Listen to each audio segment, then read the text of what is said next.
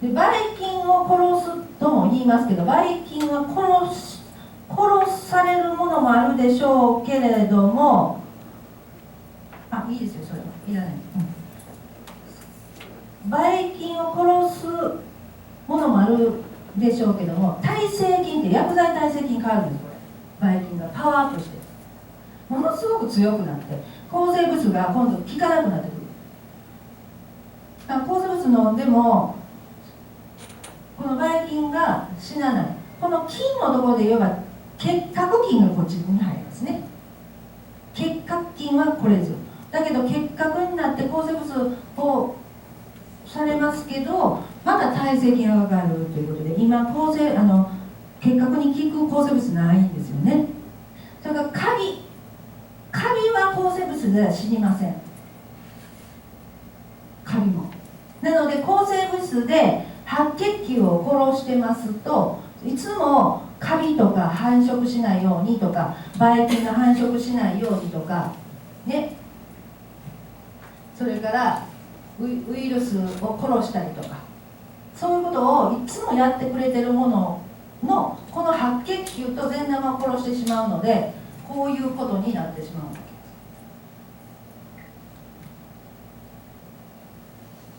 本当に抗生物飲むと腸内細菌が全部全滅になって殺されてしまうので、ここで何をしてるかと言いますと、ちょっと見えにくいですけど、ちょっと上の方ね、ホルモンを作ってますね。ホルモン、メラトニンホルモン、睡眠のホルモンとかインスリンホルモン、これ膵臓からのね、インスリンっていうのは糖尿病とか、この糖尿病の人はインスリンホルモン出ないんですよね。インスリンホルモンが出なかったら糖分を取ってもその糖を細胞の中に入れられないわけですね。ステロイドホルモンというのは炎症とか、甲状腺ホルモンというのはここ触ってもね、甲状腺ここ悪い人結構最近多いですよね。腸が悪い方はこの辺がホルモンが作れません。もちろん女性ホルモンもそうですね。女性ホルモンというのは炎症を抑えたりとかしますから、生理痛なんかきつい人なんか女性ホルモンがなかなか作れてないと思います。腸が弱いので、痛みとして出やすいのは生理痛とかだと思いますよ。この辺とか、それから生理痛とかになったり頭痛になったりとかするようなところはこのホルモン系ですよね。それから体温が作れてお腹で体温を作っていきます、ホルモンなので体温それからこっちですね、酵素は1万種ぐらいの酵素がありますけれども、ご自分でどれだけ作られてるかはその人によって違います。というのはミネラルをどんだけ取ってるかですね。ミネラルの元素がカルシウムだけしか取ってないとかそうなると、何種類しか作れませんし、カルシウム、マグネシウム、セレンとか亜鉛とか銅とかゲルマニウムとかいろんなたくさんの種類のミネラルを取ってないとホルモンも酵素も作れないんです。でホルモンというのは100種類以下だとですけど、酵素の場合は何千種類か何万種類ですから、ご自分の食べるものによっては酵素の具合がこの辺が全部作れなくなる、順番にどこかが作れなくなる、そうなってくると病気ですよね。だからお医者さんに行ってホルモンの合成、酵素の合成品をお薬としてもらってるだけなんです。だけど実際はですよ、食べるもので腸が作ってるわけです。自分たちは薬なんてもらいに行かなくても、自分の体できちっとホルモンと酵素というものを作って生命維持ができてますから、頭痛になったりとか、ああだこうだこうだああだというようなことは絶対ないんです。健康でいられるわけですよ。なので腸が悪かったら女性ホルモンが作れないっていうところは自覚症状として出てきますから、痛みが出てきたりとかしんどいとかっていうことが出てくると同時に、私はチャクラの1234567全てこの正中線のところチャクラの1は婦人科系ですよね。2は腸です。3は肝臓、4は心臓とか、それから甲状腺、下垂体、この辺のホルモン全体的にこれが女性ホルモンだけは悪いんです、私甲状腺大丈夫ですって。いやいや大丈夫じゃないと思いますよ。ステロイドホルモンだから。ホルモンの原料というのはアミノ酸、ミネラル。ホルモンは誰が作ってるかというと腸内細菌が作ってるんですね。もうどんどん解明されていってます今。ビタミンもビタミン B は全部作ってます。なので小さい子供がっておかしいね、人参嫌い、野菜嫌い、ネギ嫌いっていうのはビタミンは自分で腸の中で作られてますから嫌いでもいいんですよ。取らなくてもいい。だんだん腸が善玉菌が少なくなると野菜を食べたいわ、野菜食べなくちゃっていうふうに勝手に思ってくるのはその腸内細菌層の加減ですよね。でこの3つでビタミンもどんどん作ります。でお野菜ちょっと食べたぐらいのとかドリンクいっぱい飲むぐらいの量ではないんだ。そんな半端なもんじゃないんですよ。すっごいビタミン作りますから。なので子供の頃というのは野菜ジュース飲まなくても全然大丈夫なんですね。今の子供さんは抗生物質漬けですからちょっと分かりませんけれども、だから身長とかもみんなこれ身長はこれですね、甲状腺ホルモンですから、やっぱり腸の悪い子供さん抗生物質ばっかり飲ましてたらこれ身長伸びません。なのでちっちゃい子になってしまう。で甲状腺ホルモン、それは多少遺伝もありますけれどもね。なので甲状腺ホルモンというのは成長ホルモンですから。で大人になると今度は若返りホルモンになりますね。でホルモンというのは出過ぎるのもダメ、出なさすぎるのもダメ。これ難しいんですよ。だからどんどん過剰に出てしまうとダメですね。これは筋腫なんかもそうですね。どんどん出てしまうから子宮筋腫になってしまったりとか出せないとかっていうところの加減が病気になってきます。で、これ自身必須アミノ酸、ミネラル、この脂肪酸が入るからホルモンなんです。そして酵素はここに書いてあるんですよね、ホルモンね。ちょっと同じ色ですからちょっと分かりづらいですけれどもこうなってますね。足すにしてください。そして酵素はアミノ酸と酵素はで、ここにはビタミンは書きません。なぜかというと腸内細菌が作りますからあえて作らないですけども、年齢的なものから言うとここに野菜ジュースは絶対必要なんですね。もうビタミンも取っていかないといけない。年齢的なものから言えばね、腸が悪い方とか腸でものづくりができない方はそうですね。でも必須って書かれてますけど、これはもう体の中で作ることができませんので、もう絶対に外側から食事取っていかないといけないんですよ。これだけは、この栄養だけはね。だから難しいんですよ。だから病気になるんですよ。自分の中で作れるものがあればね、なんとか生きていけるんですけれども。でこれ油のことですよね。必須脂肪酸という植物オイルのことなんですね。でその植物オイルの中にアマニ油とかボラジオイルなんか必須脂肪酸のガンマリノレン酸、アルファリノレン酸が多い植物を取っていかないといけませんけど、オリーブオイルとかには入っておりません。こういうものなんですが、例えばアーモンドオイルとかヨーロッパの人たちは取りますけど、アーモンドオイルが例えば取れたとしてもわずかしか入ってないんですよ。わずかなガンマリノレン酸とアルファリノレン酸が。なのでこの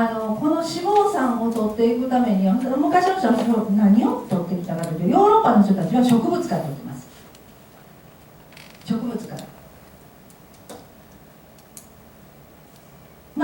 わずかなものでもオイルの中に入っていたりとかしますし、それからナッツの中に入ってたりとか、ナッツツ系、栗とかあんなのが入ってるんですけども、もう腸の悪い方っていうのはそのピーナッツをもう血液の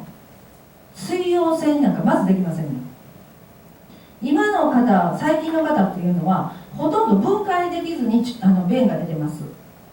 もっとひどい人でしたら、昨日すき焼き食べたかっていうのはすぐ分かる。もう匂いがもう肉の腐った匂いと、白滝のとかえのき、そのまま出てきますから、もう分解できないんです。ピーナッツ食べてもね。だからピーナッツはいい栄養なんですけど、まず取れないですね。なので日本人はどっちかというと、必須脂肪酸は何から取ってきたかといったら魚の頭ですね。でその魚の頭にガンマリノレン酸とアルファリノレン酸が、これ脳みそがほとんどこのガンマリノレン酸とアルファリノレン酸で作られます。で肝臓が悪くなるとどうなるか、さっきの肝臓の善玉菌の、この腸が悪くなると肝臓でこの油が欲しいんですけど、油が取れてない人、これ油ですね、植物オイル、植物オイルからだとこの油のことですよ。これが分解された脂肪酸なんです。油はこうつながってますよね。でこういう油とか、それからこれで脳みそができたりとか、脳ですね、脳 80% ぐらいこれ脂肪酸ですから、脳は。それから心臓とか動いたり筋肉を動かすのも油が必要ですよね、油が。それから細胞膜、この細胞膜がなかったら細胞膜、もう細胞が生きていけないんですよね。だから油の膜がいるんですけど、ここにアルファリノレン酸、この脂肪酸がいるわけですけれども、これが取れてない人はどうなるかというと、ここで油を作るって書いてますよね。だから腸が悪くて油が分解できない人、脂肪酸分解できない人ちゃんと取ってるよとか、それから魚の頭脳みそ食べてるっていう、イワシの頭食べてますよって言っても、分解できる腸を持ってなかったら、このままストーンと外へ便として出てしまって、なんか粘りのある便、天ぷら昨日食べたよって言ったら、なんかネターっとしたトイレに行った時に便が粘性がある、ああいうのはもう全部外へ出てしまってるんですね。なので油を分解するというのが一番ね、人間が一番しにくいものですね、どちらかというと。なのでこう油を作ってしまうので、血管にベタベタこういう油が作ってしまう。人間の体というのは足りなかったら作る作用があるんですけど、この油は作るとですね、これ悪玉コレステロールっていう。でこんなのがこう細胞の前に、本来ならば植物オイルじゃないといけないんです。でこういうふうななんか変わった形になってしまうということが、やっぱり体の病気の表れになってくりますよね。だからああいう油が多いと脳みそもああいう固まった油になりますと縮まってきますし、血管も硬くなりますね。ちぎれやすくなる、プチッと切れやすくなる、脳梗塞とかなりやすい。それからやっぱり油が多いということは毒気が多いんですね。ああいう油が多い人っていうのは肝臓の中で毒を分解できないから、油に包む、お布団に包むようなことになってきますから、やっぱりそういう油が毒素が非常に腸が悪くて毒ばっかり入ってくる場合もコレステロールが高くなります。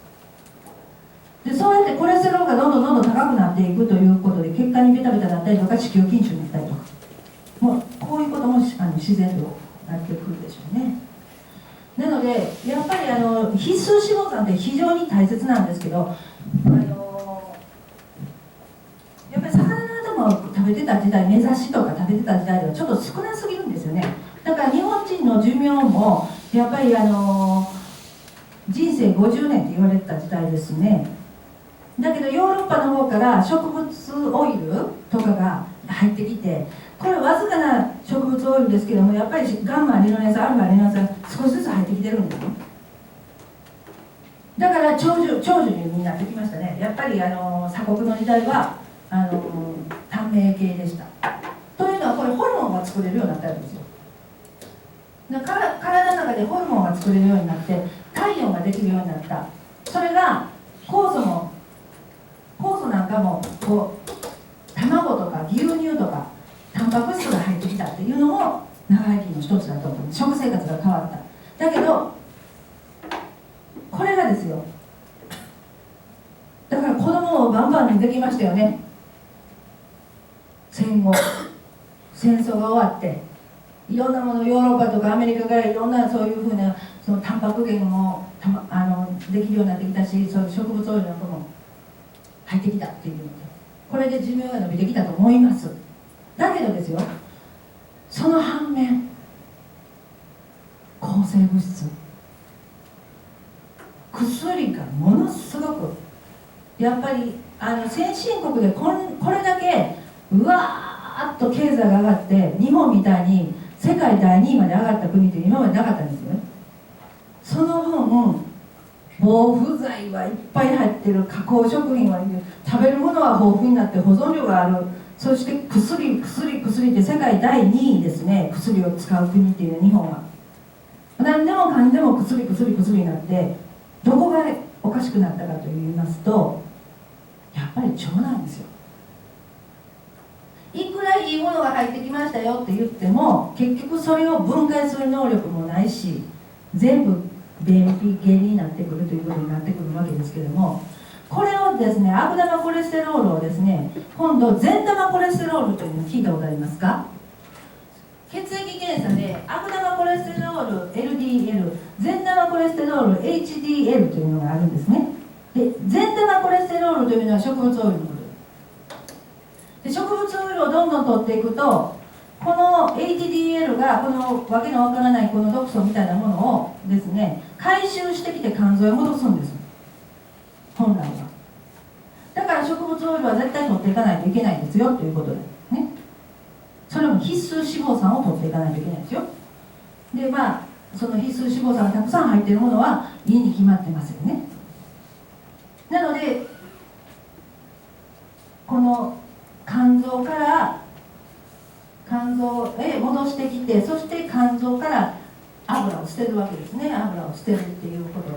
だから、やっぱり植物オイルを取っていかないと、オイルといいますか必須脂肪酸を取っていくというのは非常に脳を作ったり細胞膜を作ったりとかね、それからホルモンを作ったりとか、それから悪い油を捨てたりとかするのには絶対必要なんですよ。絶対に必要なのに、ノンオイルドレッシングとかね、わけのわからないことを言ったりとかで、そういうことではダメだっていうことでは、これからちゃんとそういうものが必要なんだということだと思いますね。そういうことでですね、腸っていうところがね、大事であるということなんですが、このホルモンのところが、そしたらホルモンはすごく大事です。体を本当に血圧、体温、生命維持に絶対に必要なことですよね。なので体温が低いということは、これはもうそこでまた分かるわけですよ。外側の、髪の毛が薄くなってきたなとか、乾燥してるなとか、骨重が増えてきたなとか、目がドライだなというのと一緒で、体温が下がってきたということは、これはもしかして腸が悪いのかなっていうことになるわけです。で、日本人の体温の話ですけども、日本人の体温はだいたい、それでちょっとクイズしてる暇もないのでだいたい平均どうしようかな、どれぐらいが良いと思いますかって言ったらもう分かりますよね。なんとか分かります？だいたいいい体温のいい36度5分。はい、他37度。はい、ないですね。で、低体温っていうのはどれぐらいか分かりますよね。35度台ですよね。そうなんですよ。35度台になると、低体温になってくると、これはもう何が悪いのかっていうと、免疫白血球とかももうおとなしくなってしまうし、活性化もしないしっていうことでは冷え性とかっていうことですけど、腸が冷えるんですね。特にですね、低体温になるとがんになりますね。35度台でがんが発生していくということで、免疫がもう活性化しませんので、がんがどんどん増えていくんですよ。で、がんは夜活性化します。で、アメリカ人と日本人の体温の差っていうのが、アメリカ人は37度です。日本人は36度3分とか34とかって言いますね。日本人の方が低体温です。で、アメリカ人は病気は心臓病が多い。これはですね、肉の食べ過ぎですわね。コレステロールが高い。心臓病がものすごく多いです。もう本当にバーン倒れる人ばっかり、心臓病で。食生活はもうね、だけど日本はがんが多いんです。2人に1人ががんです。でですね、体温が低いということは非常に悪い傾向なんですけれども、37度というのが平熱なんですよ。で、赤いところじゃないとダメですよということなんです。赤いところが平熱、人間として。だから36度5分でも低い方なんですね。で、これをいかに上げていくかっていうことがものすごく大変なんですけど、これ腸内細菌の力も借りる。だから最近の子供たちもね、抗生物質飲みすぎてもう体温ものすごく低いね。で、体温が低いということはもう免疫が低いというふうに思っていただいたらいいと思います。ここでですね、最初今日ちょっといつもこの回でしか喋らないんですけれども、ちょっと脱線しますけれども、ちょっと今日はそのままにしておいて、骨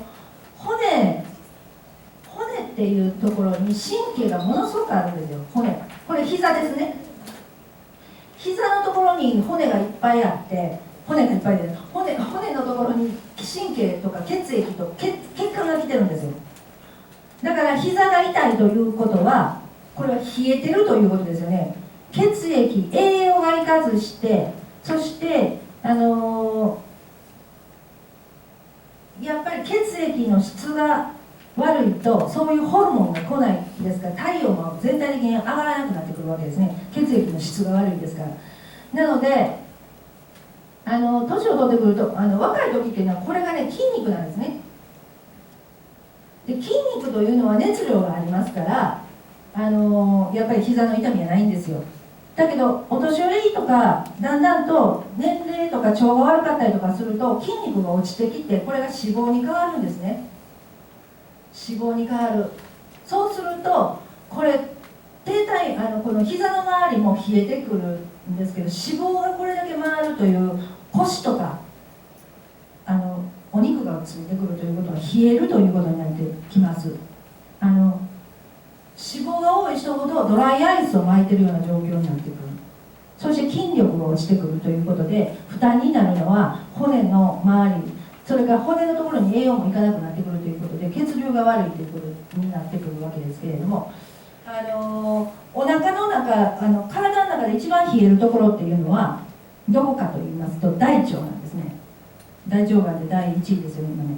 大腸がものすごく冷える、体中で一番冷えるところが大腸、それから子宮なんですよ。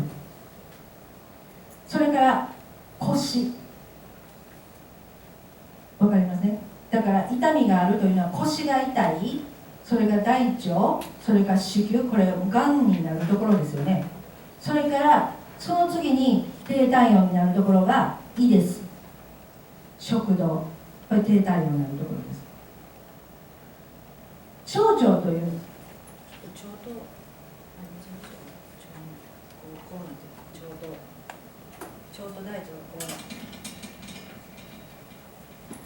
ちょっと腸のね写真があったのでちょっと見つけてもらいますけど、そういうことでですね、冷えないようにするためにはもう頑張ってこのさっきの今朝このホルモンをしっかりと自分の中でちゃんと食べて、そして腸で消化してっていうことをやって作り出していかないといけない熱量ではあるんですよね。だけどやっぱりこう骨とかそれから腰回りとかになってくるとなかなかね体温が作れなくなってくるっていうことになりますと、私はこの腸の専門ですから、そのラバーというものね、今日ちょっと紹介させていただいたと思いますけども、例えば膝の周りでしたらこれこのラバーというのはねゴムなんですけれども、このゴムの中に遠赤がものすごく遠赤外線が出る石パウダーが練り込まれてるんですね。でこれを使われるようになったのは北京オリンピックから使われてます。オリンピック選手たちが使ったりとか水泳選手とか体の水着ですよねとかそれから水の中に潜るトライアスロンとか、そういう記事なんかになったりとかして使われてるわけなんですけれども、このラバーはですね、自分の普通だとこう放熱してしまうんですね、こう自分の体温が。だから寒かったら寒いだけ自分の体温一生懸命36度になっててもどんどん寒いところに取られていきますから、どんどん体温が低くなるんですけども、ラバーの場合はこれを跳ね返すんですね。自分の体温が抜けていかないように、どれだけ遠赤外線の放射率っていうのが内側にどれだけ入るかということで決まるんです。で遠赤外線というのは 10% ぐらい入ったら大体遠赤外線と呼べるんですね。だから3000とか4000とかいうようなものでも 5% か 10% ぐらい内側に入ったら遠赤外線の靴下ですよとかパンツですよって言えるんですよ。だけどパーセンテージが出てないと思いますけど 74% 入りますよというのは世界一です。これで 74% というのは骨通り越してるわけですね。こっち側からとラバーがこう入ります、こっち側がこう入ります、こっち側がこう入りますってこういうことになりますと、これが例えばこれがパンツだったとしたらやっぱりこのように突き抜けて遠赤が入ってくるということで、一番ここのところに熱が欲しいところに入り込むんだというところでは、このラバーはスペースシャトルの断熱材として使われたんですね。で今航空機みんな飛行機全部これを使っています。だから外側がマイナス3000度、宇宙行くとマイナス3000度なんです。で私たちが飛行機に乗っていくとマイナス50度とか60度になる。それでも飛行機の中断熱されてるから T シャツ1枚でいられるのは断熱材がしっかりしてるからですよね。それに使われてますから、このラバーの生地っていうのは、世界一であるということで、それをですね我が社は持っておりますので、また冷えたこういうものも一応持っとかれたらいいかなと思います。で人間の体というのは歩くことによってこう体に血液を回していきますから、足首すごく大事なところなんですね。で足首を本当に硬くなってくるんですよ、年を取ってくるとね。だから足首っていうのは非常に大切になってきます。なので私が勧めるのは足首に巻いたりとか、それからこれの靴下なんかもあるんですけれども、もう冷えると寝れないですね。この一番上の下垂体の神経、ちょっといいですか、下垂体の神経っていうのはここから背骨通ってるんですよ。ここから背骨をダーン通して足の裏まで突き抜けてますから、脳の方に神経系が足が冷えると寝れなくなってくる、冷えるとね、そういうこともありますから、その靴下とか、それからアイマスクなんかもあります。ここにちょっとご用意されてませんので今度お見せしてくださいね。はい、こうアイマスクが、そうするとそのアイマスクが言えば遠赤外線になりますから、ここのお肌の調子も良くなりますけど、この一番奥のところに下垂体というホルモン、全てのホルモンを調節する機能があったり、視床下部という神経系、全ての神経をコントローラーがこの脳の奥にあるわけですね。ちょうどこことこことのこう入ったところにあります。そういうことでこういうものも活用しながらされていけばどうかなとは思っておりますので、ちょっとご紹介しました。でまた腸に戻りますけども、はい、これが腸ですね。小腸、これが胃がありまして、胃がなくても生きていけるのは小腸でほとんど分解します。なので全てのものはここですごい長いでしょ。8メーター、7メーターほど。そしてこれ大腸、これが1メーターほどあるんですけれども、この小腸と大腸のところに善玉菌がいるわけですね。ここに7割、ここに1割います。7メーター、1メーターですから、大体同じぐらいいるということになりますね。で、ここのところで、体温を作ったり、ホルモンを血圧を